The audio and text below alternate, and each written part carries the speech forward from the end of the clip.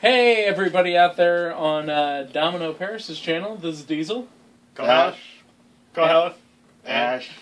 And we're Imagine Your Goddess. What's up? Yep. Hey, we've been a channel for about a year now for card fight and other Bushiroad related card games and fun times. Oh, yeah. A little bit over a year, I think. A little bit over a year. Yeah, and we thought that this little spotlight thing would be fun. Domino Paris gave us a chance. Thank you very much. Thank you, Domino. Thanks, man. And so we thought we'd go ahead and give it a go.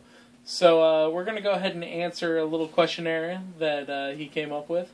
He started off with, how long have you been playing this game? How long have you been playing this game? Well, personally, I've been playing for, 2.5 years?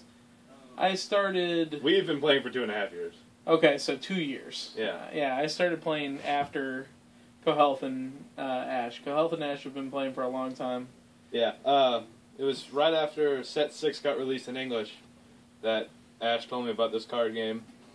And started off with a, Trial Deck 5 for myself. I'm not sure what Ash started off with, but... Yeah, I actually started off with a Japanese OTT deck, because we didn't get that deck at that time period. I think it was around August, so a little bit August or July, right when Set 3 came out, that everybody got into it. So, but we were just trying to get into a card game, just to find something fun to do. We played Magic for a while, and it got too expensive, so we were like, let's try a different card game, and Card Fight was the new thing on the block, so we decided to give it a shot, and it stuck. Art was a pretty big factor, and I looked at the art, and I was like, well, if I'm going to get into a card game, I want to get into one that has cards with arts that I actually really like. I mean, Magic is good art, but it's kind of a realistic art style, or more like going toward paintings and things like that. I'm not really into that, whereas I'm really more into the animated art style, so that's where go with that. When he says realistic, he means people look more like people. Yeah. As opposed to... Not people. Like paintings and stuff. It looks more like paintings. He doesn't want to play with the Mona Lisa. As for me, I started playing with a friend right around the time Set 3 came out here, which was after 6. Wasn't it Set 7? Yeah, Set 7 maybe had released around that time. I had been playing Magic pretty hardcore for a while, and I was starting to get a little burnt out, so I wanted something to take a little bit of the focus off, and my friend really liked this game when she and I started playing it, so we started picking it up a little more and more. I played Dark Irregulars to begin with, and that was fun, and awful, but fun. Yeah. And other than that, the rest is history. Yeah. Yeah. So why do we love Card Fight? Next question is, why do you love Card Fight, Kohaleth? Why do I love Card Fight? Because I get really into the lore, the flavor of the cards. When it comes into the mechanics, you can almost see the flavor. That's why I really like Waste, because the same thing's in Waste. The mechanics and the flavor are all there for the series. So when you know the lore of specific units and you see their mechanics take place with the deck, it's fun. I get a good kick out of it. Well, for me, it's a mixture of the art and the gameplay. I really do like the art. A lot of cool girls, some pretty decent knights, and tons of way too many dragons and beasts of that manner. So I really do like the art. They got a lot of famous artists doing things. They got a lot of famous artists doing a lot of various arts for the game, and I also do genuinely enjoy the gameplay though. So the game really makes me love it a lot more, just because it's a mixture of two things that I agree with. I agree with the art, and the game is actually genuinely interesting and fun to play. Okay. I think what I like the most about Card Fight is how mechanically different it is from the other card game I play. When I was first, like I said, I was getting burnt out on Magic, and one of the best things about switching between this and Magic was that the mechanics are entirely different. The turn style is different, and you have to get used to hand management as opposed to resource management. And it turns into this cool plus and minus game that it's not the same in a lot of ways. I mean, you can still minus in Magic. You can, but I mean, you don't think about it in the same way. Yeah, it's a different mode of thinking, and that gets other areas of my brain fired up. So Yeah. I have a good time solving puzzles. So Yeah, that's another reason why I like this Okay. game is that it puts me up against someone else that I try to overcome and match their skill or beat it. yeah. So Okay. What are our favorite decks? What are our favorite decks? Go ahead, Ash. Yeah. Mine? Yeah. Yeah. What are your My favorite decks? favorite deck is Solus OTT. Solus OTT? It's, I mean, I profiled it a couple times on our channel, which kind of gives people a hint that, man, I really like that deck because I'm updating it. But it was, I would say OTT was the clan that got me into Vanguard, the original art for CEO from set 1. I still love that art. And then Tsukuyomi kind of got me playing with the set 3 release there. But I wouldn't say I really got serious about playing the game. Like, I was into it and collecting it, but I didn't actually serious about playing against other people until I started getting Solus. Now, I'll admit Solus is a pretty easy deck to play, but it's pretty straightforward. I mean, you've got pretty decent attacks. I mean, Toms and Coco swinging pretty high, and then you just got tons of draw. It's nice and simple, and it's fun to play. Yeah. I pretty exclusively am known for playing Nova Grappler decks. Nova Grappler decks are my favorite decks. I like being able to stand multiple times, choose when I do my effects, and, usually I'll build a deck where if a particular thing is highlighted, I'll skip those triggers, and since nobody likes playing stand triggers anyway, getting to stand when I want to stand is pretty nice. I also enjoyed Nubatama from time to time, and recently I've been messing around with Nouvelle, the Kagero thing, and it's so good, it's hard not to have fun while you're playing with it. Weird. My favorite decks, I'm a big gold player. Not too big of a fan of Liberators as much as I was of, like, Duke Garmor or Garmor Pelennor or just anything with Garmor in it, because Garmor was really fucking good. But I am so right now my favorite deck to play has got to be either Revengers or Great Nature. They're both just really fun mechanically. Like, when the deck just works, it works, and it ends games. And just the, like I said before, the flavor in Great Nature, the mechanics, the way they work, it's hard not to have fun while playing that deck. So that's why I love that deck so much. Right on. Okay, so what will subscribers expect to see from our channel? Okay, so if you've never seen our channel before, what we normally do is deck profiles, batches, and other things involving Cardfight, Weiss Schwarz, to a lesser extent, other card games and other things. What can you expect to see? You can expect to hear us talking a lot. Daily content. Yeah, lots of talking. Lots of content.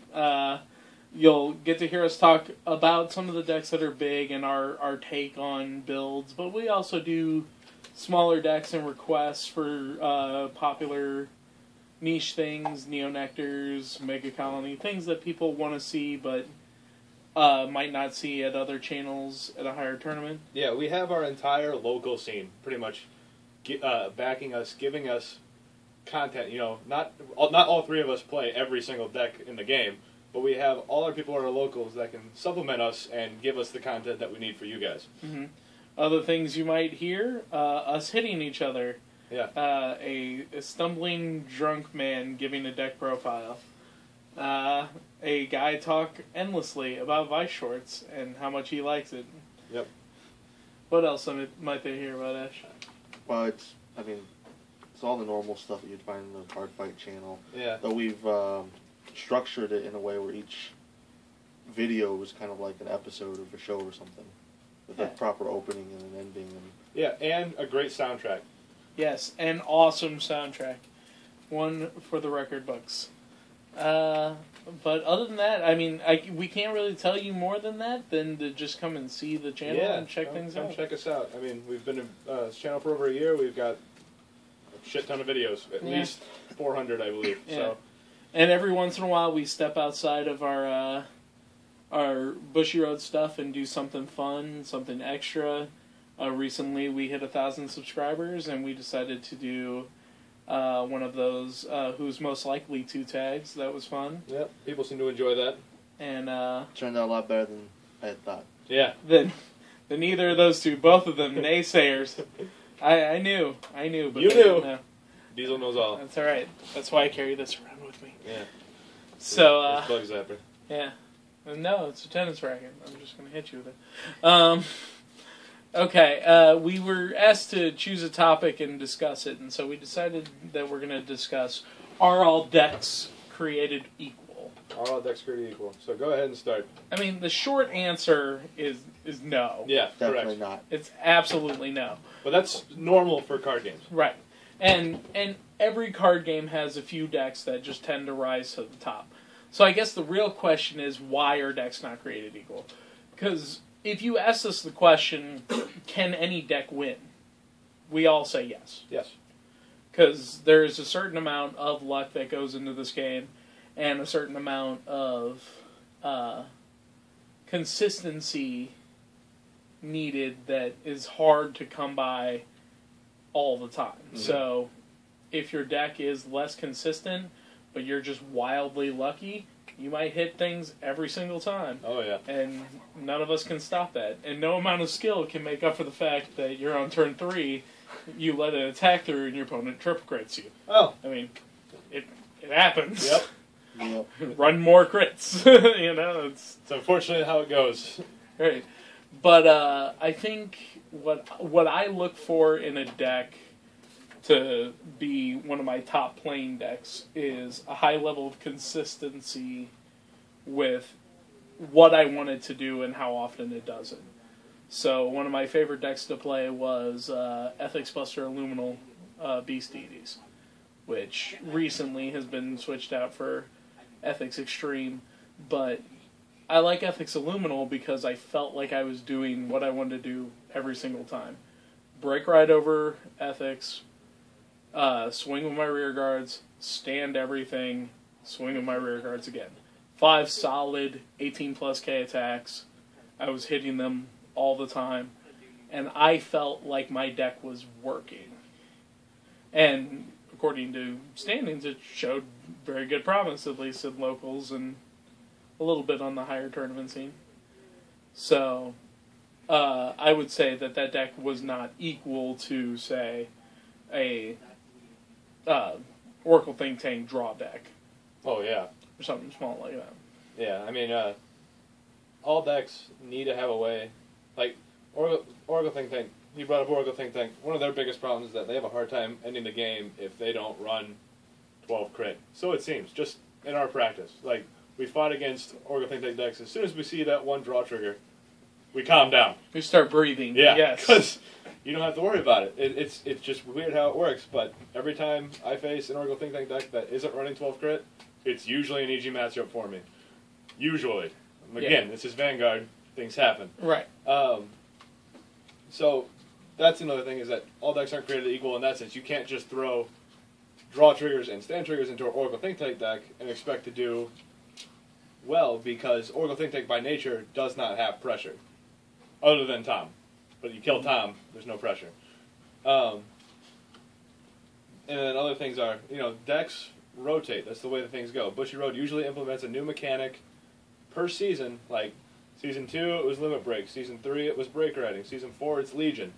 And for a while, Legion took away any hope for Limit Break to really stand a chance because it was just too slow. Legion was too fast, or Break Riding anyway. Break Rides just couldn't keep up. You have to wait a turn after you Break Ride, or to Break Ride, and by then you're almost lost. So, meta shifts make it so that decks aren't created equal, which, like I said, is a good thing. It keeps the game from being stale, and it keeps the same decks from stop topping. Like, Legion took Nouvelle away from the top spot, correct? Yeah. Yeah. Nouvelle wasn't topping anymore in Japan because Legion switched it up. And vice versa. Like, well, Season 1 to 2, Dote stayed in the top reign because it was Dote. Because that Dote.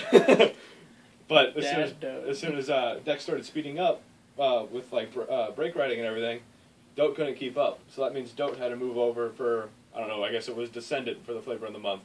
And then other decks came out, and Descendant fell by the wayside. It fell to Revengers. So, I don't know, Matt or Diesel had said something like, he wants consistency. Well, the more consistent a deck is, the more stronger it is in this game. Like, or whatever. The stronger it is in this game. And there are decks that are more consistent than others just because of the way the deck plays. Yeah. So just by that being the case, decks are not created equal. And what you were saying, I thought you were going to end a sentence at this point, though, but I do want to say it. Some decks do not have an end game, just an end game in general, and I feel like that's really important. You should know what you want your last turn to look like on the winning side of your field 9 out of every 10 games. Yeah. Sometimes you're going to be like, I want my winning turn to be triple crit because that's what it was. Woo-hoo! But in general, you want to know what your last turn looks like. And that's a proper endgame scenario. And some decks just don't have a proper endgame. Yep, they just kind of hope things work out for the best. Right. What are your 2 cents, Ash? So going along with that, the decks created equal. No, they're not. Part of that has to do with the fact that there's so many clans in the game that each clan has Bushos try to get them some type of unique mechanic. And generally, it's a mechanic to, if you're going to break it down, it's going to plus you or minus your opponent in some way, however you interpret that. And where you have something like 2 clans that kind of are similar, Nova Grapplers and Aqua Force, where you get a lot of attacks, and the way you do it in Aqua Force is going to be different slightly than the way you do it in Nova Grappler, and one side is going to be a bit more efficient than the other depending on the circumstances. And that's very true with all the standing vanguards. I mean, some clans just have it easier to activate theirs than other clans, and you see that the clans that have it easier to activate those kind of cards, well, they're usually the ones that you see in the decks that are topping tournaments. Now, that's to kind of say that I feel like you maybe need more skill to play those kind of decks, like, say, Pale Moon and whatnot, and win with them against all the other big boys. But the thing with that is, really, you're kind of playing with shackles on when you're playing those other decks. Yeah. Because the other deck, if you're playing, like, say, Tetra Drive for a standing vanguard, or you're playing with shackles as compared to someone just playing Raging Form or Descendant, it's just going to be a lot easier for them to get their standing vanguard off, and for them to stop you from getting your standing vanguard off. Just you have a lot more shackles to play, and just because of the different clan mechanics. And Yeah, and I mean, decks, touching on that, decks like Tetra Drive are shut down a lot by decks like Link Joker, decks like Kagero, decks like Narukami. Decks that screw with the field hurt Narukami a lot. Or not Narukami, hurt Aqua Force a lot, to the point where they can't necessarily stand up in the meta, and therefore they fall by the wayside. But when they go up against, Paladins or decks that don't screw with their field, they do great, because they don't have to worry about that. It just, every deck has a counter, which means they're not equal. Yep. However, it does lead to interesting game states when someone is throwing in a deck that you don't prepare for, thinking that it would be the equivalent of hurling pebbles at a siege tank. Someone a couple weeks ago was playing a very interesting Aqua Force deck that went really far until it hit Nouvelle and then just kind of crashed. But a lot of people who thought, Aqua Force, I can handle Aqua Force, were very surprised that they couldn't handle this particular thing. We were joking last week how when Legion comes out and Shadow Paladin Witches are a big Legion in our meta, I'll be going into playing Manufacture Soldier, or is that what it's called? 16 stand triggers that all get bonuses off of each other. Oh, yeah, I don't remember what it's called. Yeah. And we were joking about it for a good hour, but, if you're going up against 19 decks that are all going to be pulling zeros out of your deck and putting them onto the field, you could do worse. Yeah. And I mean, he asked are all decks created equal? We already answered that, and if we go to the fact that all clans are not created equal either. Yeah, some get more support than others. Like, we've all heard the main clan support over secondary support. Like, Neo Nectar is never going to have the same support as Gold Paladin, as Royal Paladin, as Kagero, as Narukami, as even Link Joker at this point, even though it's one of the newer clans out. or it is the newest clan out. Bushiroad had made up their mind that they want Link Joker to be a more supported clan than Neo Nether, and therefore they did.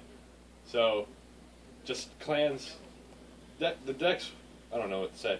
No, you're right though, because like, it took Mega Colony from set 2 until set 4 to get decent stuff. Yeah, from set 4 until 15, right? 4 until 15 is the I next jump. They technically got some support in Comic Style? Extra Booster 3. Ooh, Comic Style. Which had their limit breaker for them. Yeah. But yeah, from then until set 15, they had nothing. And Bushiroad made up their mind that that was going to be the case. And then they came up with Link Joker, which basically just counters. It does. It does Mega Colony in such a better more way, efficient way. Yeah. So then they had to make Mega Colony even better, where they can't stand the Vanguard unless you try to ride another Vanguard, then you're good. Blah blah. But what else are they going to do after that? There's not much more they can do with them. Right. So I don't know. It's an interesting idea that I like that. And we visit these topics a lot in our videos, just little questions of what works with what works against what, and what you can expect to see in your own metas and our locals and whatever. So, I hope you guys enjoy the video. I hope you guys get a chance to come check out our channel, Imagine Your Goddess. What else do we want to say? That's it. We've talked for like at least 20 minutes. Alright, well then, we'll just say thanks and bye. Bye. Thanks. Bye.